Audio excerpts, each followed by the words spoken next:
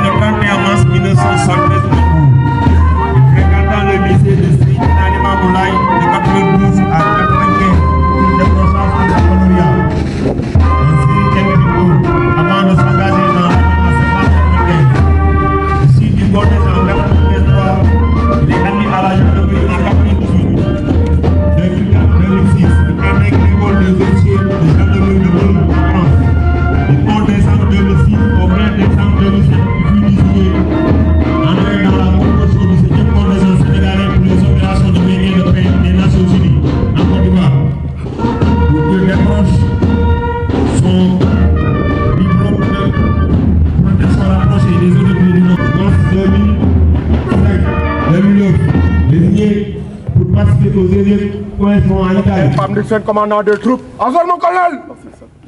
En 2010, commandant la deuxième escadron porté à Leclerc. 2011,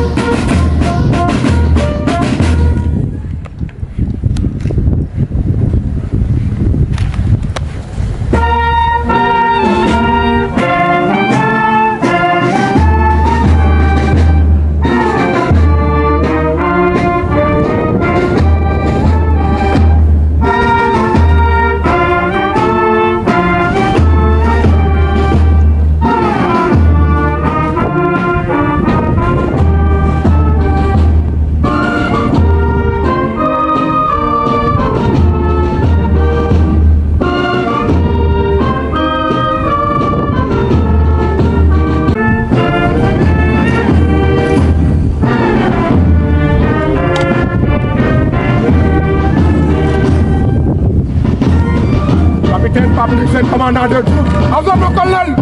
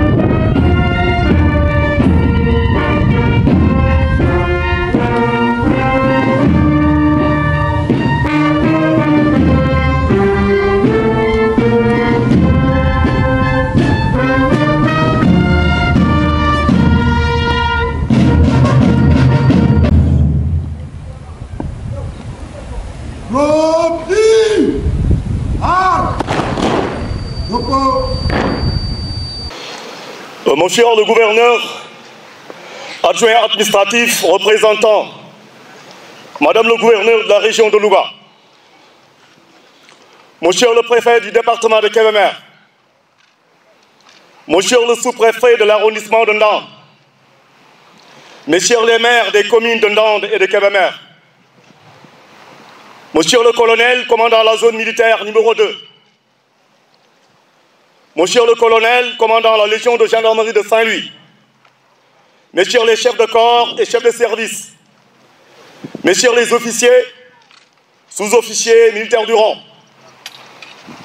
Messieurs les autorités religieuses et coutumières, chers parents et amis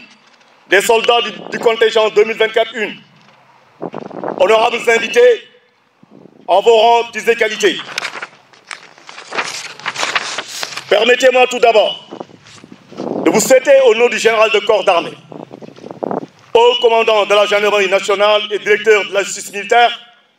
et au nom de l'ensemble du personnel de la gendarmerie, la bienvenue au centre d'instruction des gendarmes auxiliaires. La cérémonie qui nous réunit ce matin, à cet endroit mythique, marque la fin de la formation initiale du combattant du contingent 2024-1 et constitue un événement de haute portée symbolique pour ces jeunes soldats du contingent majestueusement alignés devant vous. Monsieur le gouverneur, honorables invités, qu'il me soit permis aujourd'hui de témoigner ma profonde gratitude à l'endroit des cadres du département de Kébémer et l'ensemble des populations pour la grande disponibilité à venir massivement assister à cette cérémonie solennelle de présentation du drapeau au contingent 2024. Chers parents et amis, je mesure à cet instant l'émotion qui vous anime de retrouver vos proches après 4 mois de séparation pour cause de formation militaire au SIGA. Monsieur le gouverneur, honorables invités, la cérémonie de ce jour revêt une symbolique particulière pour ces soldats fièrement alignés devant vous. La présentation du drapeau national aux soldats du contingent 2024-1 est un acte solennel par lequel ces engagés volontaires réaffirment leur engagement citoyen de servir leur pays avec honneur et dignité, le cas échéant, jusqu'au sacrifice suprême. Fort de 447 soldats, le contingent 2024-1 a été incorporé le 2 janvier 2024. Il y a de cela, donc près de 4 mois, ces jeunes soldats à l'allure fière, représentant le Sénégal dans toute sa diversité, franchissaient le portail du centre d'instruction avec l'unique ambition de servir leur pays au sein des forces armées. Aujourd'hui, après de durs labeurs et privations où se mêlent espoir et doute, ils se présentent à vous véritablement transformés en soldats convaincus et prêts à servir la patrie. Les résultats obtenus après la fin de la formation initiale sont le fruit de l'engagement et de la détermination des personnels d'encadrement et de soutien du centre qui se sont évertués à tuer le civil et faire naître le soldat. Ils ont bravé la fatigue, le sommeil et le froid pour dispenser à ces jeunes soldats une bonne formation dans le but de pourvoir aux unités de gendarmerie des ressources humaines de qualité. Je saisis cette opportunité pour leur témoigner toute ma gratitude, ma satisfaction et mes encouragements. Monsieur le gouverneur, honorables invités, nous arrivons au moment clé de cette cérémonie. Le drapeau du centre d'instruction des gendarmes auxiliaires, encadré de sa garde, va sortir des rangs et rejoindre son emplacement afin de recevoir les honneurs qui lui sont dus en cette occasion solennelle.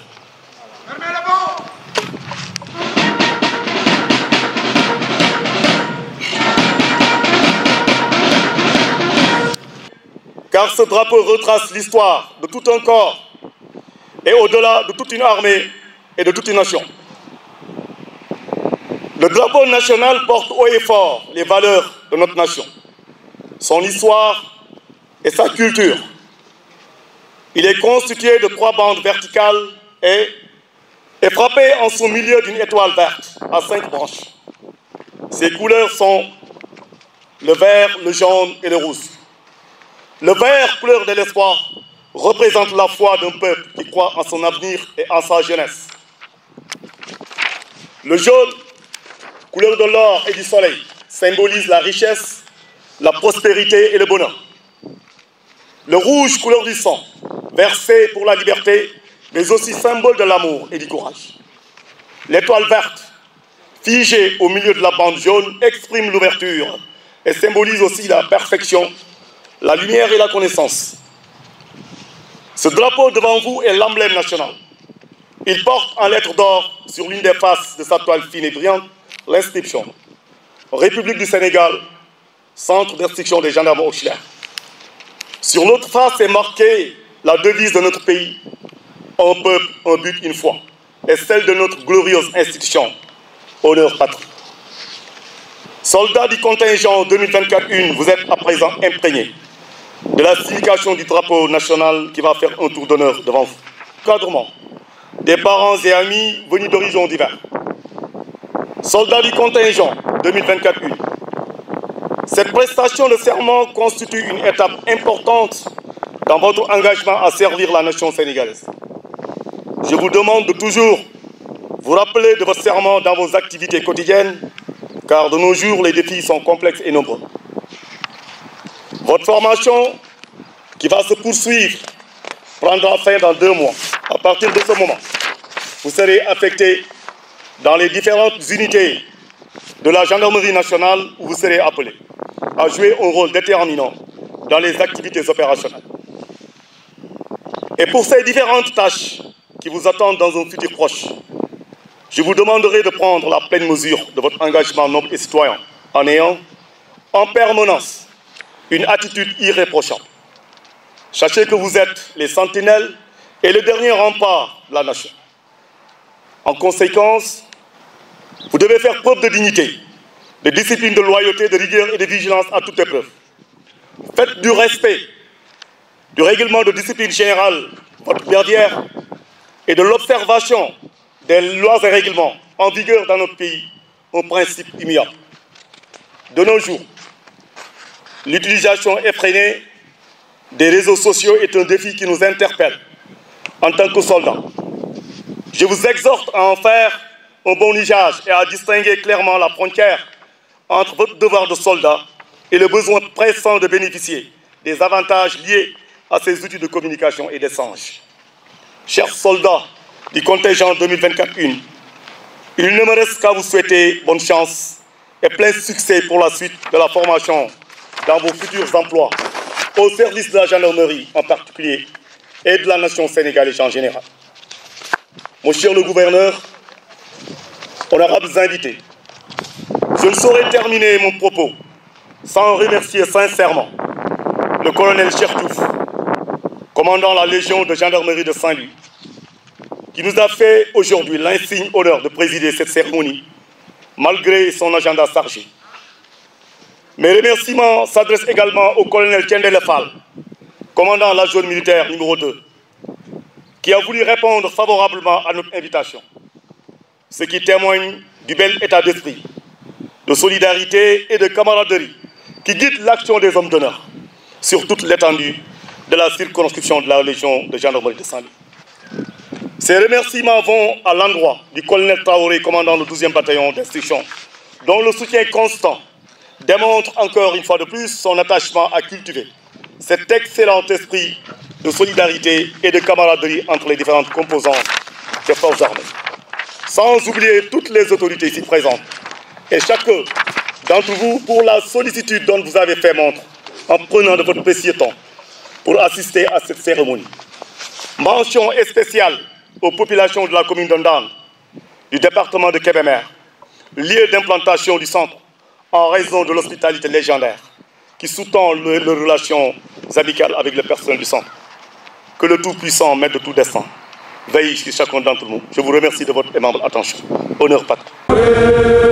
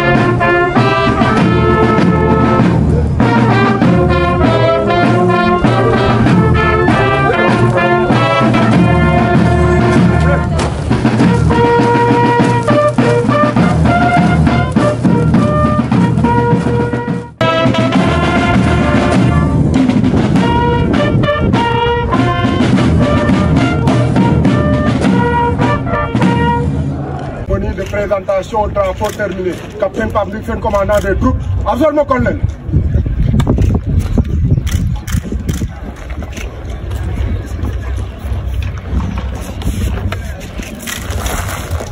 Daal vraiment dama naan macha allah rek quoi waaw parce que li ma fi gis moom nekkul lu bees ci man waaw parce que man ba may ndaw jaar naa ci lii waaw donc su ma ñëwee gis tradition boobu ñu koy perpétrer ba nëgë ni vraiment damay gis ne rek li moom njariñ rek moo ci nekk quoi day former xale yi waaw parce que xale moom éducation daf ci am solo ci moom waaw parents yi dinañ éduquer mais lépp du daj waaw mais armée aussi dafa doon beneen entité boo xam ne ni buy dajalee gars yi di leen formé waat fa am ci beneen éducation bu mu leen dugal éducation boobu am na lu ñuy naan éducation morale am na éducation militaire waaw donc c'est très important absolument moom dégg naa bu baax colonel Ngom xam naa ko bu baax parce que ba muy gendarme bu ndaw laa ko xam moom mii waaw ñu nekk woon bi may nekk en activité aussi nekk nañu Saint-Louis maak moom mais gis naa ne loolu dafa doon benn point boo xam ne bu crucial boo xam ne dugal na ko ci discours am quoi parce que dañoo teewlu ci phase boo xam ne avec le développement de l'internet réseaux sociaux yi ñëpp ñu ngi ci biir branché yore seen portable di def ay WhatsApp di def ay messenger di dugg WhatsApp di publier du n'importe quoi di gis lu nekk donc loolu mu rappelé booy ne c'est vrai que ne loolu ñun ñëpp war nañu nekk au diapason mais quand même war nañu am sens de discernement loolu moom nañu koy jàngal toujours am de tenue bi waaw de mu mën a xaajale lu baax lu bon waaw c'est aussi li muy partagé lu mu doon booy partagé dara day fekk nga xam li ngay partagé lu mu doon mais bul def li ñu la jox rek nga yaakaar ne noonu la waaw loolu vraiment day yàq daal li muy yàq bari na léegi par rapport ak njariñ gi nga xam ne moom la ci doon xaar quoi. non parce que armée bi balaa nga ko xam rek nga toog jàkkaarloo ak ñoom waaw parce que li nekk ci biir boo nekkee ci biir doo ko gis waaw mais gis nga bu ñu naan république ci ñoom la tàmbalee waaw boo bëggee république bu taxaw rek demal ci corps homme de tenue yi waaw di nga gis ne ñi li leen jàngal mooy lan honneur ak patrie waaw loolu ñaari point la yoo xam ne buñ tegoon fii suba ba ngoon di la ko leeralal dina jël temps bu bari waaw mais ñoom seen biir xam nañu lu muy tekki waaw te jàngale leen drapeau national bi li muy tekki xamu leen drapeau bi nan la bindoo loolu yëpp c'est des choses yoo xam ne ni ñoom dugg na seen bopp yaakaar naa. Merci beaucoup mon frère. Ci d'abord li nga njëkk a ràññeetle su ñuy waxee ni sport toujours ça va avec l'armée l'éducation donc ça va de pair kon di wax rek ni maa ngi rafetlu teewaay bi ma fi teew comme ni nga ko waxee édition yëpp fi la ma fekk te heure bu ma ñëwee dama ciy gis sama bopp parce que tout simplement li ma fi gën a seetlu mooy éducation damay wax ni jamono ji ñu toll dañu waroon a def Sénégal ñëpp jaar ci armée bi pour que li nga xam ni mooy instruction yi ñu të ci mbedd mi bu doon ñëw nañ fii xëy na dina fi gën a gaawee la gendarmerie aussi ku ne xam ne ni partition bi muy joué ci Sénégal gis nañ ko depuis événement yi nga xamante ni nii ñoo fi jot a jàll seen taxawaay gis nañ ko depuis 2021 ba tey jii gis nañ ni surtout 2023 gendarmerie dafa am ay taxawaay yu baax yu mu taxaw ci dëkk bi def ci ay infrastructure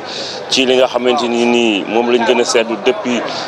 le général Moussa Fall nekk fii def fi loo xam ne ci gendarmerie keneen ku fi ñëw waxuma doo fi def dara waaye def fi leneen loo xamante ni ci kawam dana jafe lool donc loolu laa fi amul lu may firnde di wax rek encore une fois nous sommes toujours partenaires avec le SIGA lépp lu ñu mënta xewle dinañ ci taxaw parce que dañu war a xam ni ñoom dañ fi nekkal askan wi kon ñun tamit dañoo war a fekk leen pour mu def synergie bu baax. bien loolu moom lu wax dëgg wax nga dëgg sport discipline la sport éducation la laaj boo xoolee ñoom ñii à chaque fois li fi bala nga ñëw fii d'abord sa aptitude physique la ñuy xool. ñoom sa boppam am nañ ay moniteurs de sport chaque matin da ngay seeni concours li ci gën a saf mooy épreuve physique yi donc loolu c'est important foofu ngay waxoon dinaa fi ñoom mas naa ko wax dama koy waxaat ma ne ñun sportif yi yaru gën war a yaru dañ ko war a dolli maanaam yaru nan ñi ngi ci mais suñu émotion moo ñu yóbbaale image boobu nga wax dëgg la sport amul arbitre bu arbitré ba pare ñaari gendarme mu sëq wala ñaari policier les forces de défense dañoo war a nekk ci biti mais waroo nekk ci enceinte sport yi parce que ñun sportif yi dañoo war a yaru ba kenn duñu àtte parce que léegi Sénégal moom ku ne day toog di wax ci famille jàmbur te xamu ci dara ku ne day toog di wax ci nit koo xam ne xamulu ko dara dégg naa wax nañ ma rek ngay jël après nga posté loolu nekk na lu nga xamante ni dañ ko fi war a jëlee nag parce que moo tax ñoom ñu leen di alerter ku ne xam ne ni dans la gendarmerie soo dévoilé ay secret wala ay PV yoo xam warul génn dafa am ay daan yoon lay daan loolu militaire des premiers rangs sax xam nañ ko moo tax moom le colonel Ngom lim ci wax dañ ko war a garder. jeunesse su man dama doon wax depuis le premier ki fi njëkk a ñëw chef de corps bi fi mos a njëkk a ñëw muy Sonar wax naa ko ma ne ko Kébémer comprendre ñu Siga dañ leen di romb ñu naan ñee di daw ñu nekk fee alors que ñoom xam nañu économiquement socialement Siga li muy indi ci Kébémer c'est extraordinaire c'est sur le plan économique tey jii bu ñu génnee rek élèves gendarme ñu dem jëndi kuy jaay ci gerte caaf demal ci alentour kii bi camp bi da ngay gis am na ay jaaykat yu nekk foofu économie am na ay Kébémerois yoo xam ñi ngi ci biir ay civil yoo xam ñi ngi ci restaurant bi di togg ñu leen di fay moo ñoom bu ñu génnee seen oto bu paane danañ ko defaree biir Kébémer suñ dee jënd yëre dinañ ko jëndee Kébémer suñ dee jënd lekk dinañ ko jënd kon économiquement Siga day booster Kébémer donc loolu suñu chance la. merci mon frère. non avant tout dañ leen nuyu Pape di nuyu ñëpp di remercier le lieutenant-colonel Ngom ci honneur bi mu def invité ñu ci cérémonie bi c'est pas la première fois ñu ñëw fii mais gis nañ que ni ils ont encore toujours été comme d'habitude à la hauteur donc vraiment c'était sympathique les honneurs ont été là. Toute l'armée, la gendarmerie était là, les autorités, donc vraiment c'est une très belle cérémonie. xam nga armée bu ñu ko waxee moom armée moom fa la raay bi teene en termes de discipline armée c'est la République donc c'est quelque chose boo xamee ni nii depuis la formation jusqu'à la sortie avec cette rigueur qu'incarne l'armée on ne peut pas voir moins que ça. Voilà, donc et on s'en félicite. On a encore une gendarmerie, une armée républicaine. Et ils ont encore montré toute cette discipline et voilà tout ce qu'on attend de notre gendarmerie. Non, effectivement, la gendarmerie, l'armée en général est là pour nous protéger. Donc c'est une branche très importante de la société boo xamee ne nii sans ñoom ñoo tax tey ñun bu ñu tëddee ñu mën a nelaw bu ñu nelawee ba biddanti tey armée ak gendarmerie ak police ñoom ñoo tax donc voilà ce brassage parce que ñii génnewuñ ci ay kër la ñu génne ces gendarmes là gis nga li tax tey ñu persévérer ba toll fii parce que tamit ay sélection yu hard la yu dur moom moo tax tey ñu jël les meilleurs ñoom ñooy ñi ngay seen fii nii. C'est après une sélection vraiment très sélective, excusez-moi de la répétition, ci lañ fi nekkee. Donc encore une fois di remercier le commandant de la Siga, le lieutenant-colonel Ngom. Vraiment et depuis un moment c'est une fierté pour Kébémer ñun doomu Kébémer c'est une fierté tey cérémonie yu mel nii ak ce camp nekk fii centre bi nekk Kébémer c'est notre fierté nous Kébémerois parce que aussi ça fait partie de loo xam ne nii dafay yëkkati Kébémer da koy gën a guddal donc lépp luñ fi def te mu nekk réussir rek suñu sac la suñu ndam la te ndamu Sénégal la tamit. waaw merci jërëjëf kon fête bi vraiment bi ñu ci assisté ba pare am nañ satisfaction. ci discipline militaire bi nga xamante ni moom moo caractériser corps bi ndax ñoom dañoo nekk benn corps boo xamante ni bu am solo ci société bi non seulement pour défense ak sécurité mais aussi pour wane exemplarité en matière de discipline ndax ñun ñi nga xamante ni ñun ñooy yëngu ci wàllu éducation dañuy soxla cérémonie yu mel nii élèves yi mën di xam li fi xew mais aussi di ko roy ndax ku nekk xam na ni réew kenn mënu ko yore sans discipline donc li ñuy ñaan rek moom mooy li ñu gis fii ak discipline bi ñu fi gis mu mën a law ba nga xamante ni élèves yi dinañ ko mën a approprier wu. waaw ci loolu la rek xam nga réseaux sociaux yi nekkul loo xamante ni lu bon la peut-être utilisation bi ñu koy def moom parfois moo du nekk utilisation bu baax mais réseaux sociaux yi dafay gën a yombal sax actuellement nii apprentissage ak connaissance ak partage d'information mais peut-être liñ ci gën a mën a wax rek moom mooy di ko contrôler ak di sensibiliser xale yi ci li nga xamante ni war nañ ko cee xool war nañ ko cee xam ak war nañ ko cee partager ndax réseaux sociaux yi du ci lépp nga war a partager kon loolu tamit dafay laaj les militaires les hommes de tenue ñi nga xamante ni am nañ au moins benn sens de responsabilité ñuy mën di jege de plus en plus citoyens di gën di jege élèves yi pour di leen mën di jàngal